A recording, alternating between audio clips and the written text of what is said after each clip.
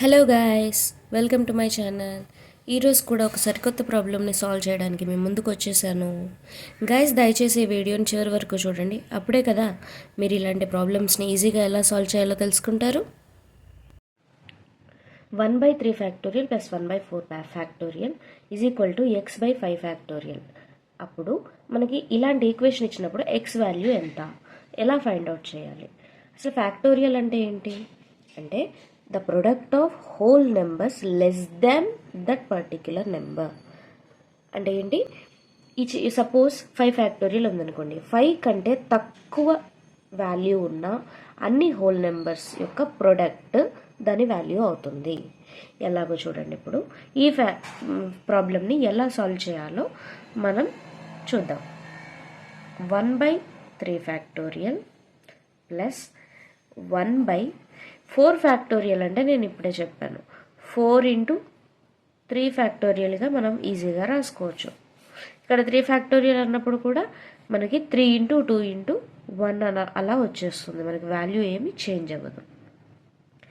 అలాగే ఇక్కడ కూడా 5 ఫ్యాక్టోరియల్ని నేను ఎలా రాస్తున్నాను, 5 ఇంటూ 4 ఇంటూ 3 ఫ్యాక్టోరియల్గా రాస్తున్నాను. ఏమీ లేదు, ఇక్కడ అన్ని నెంబర్స్లో అన్ని టర్మ్స్లో నేను 3 ఫ్యాక్టోరియల్ ఉండేలాగా నేను చూసుకున్నాను.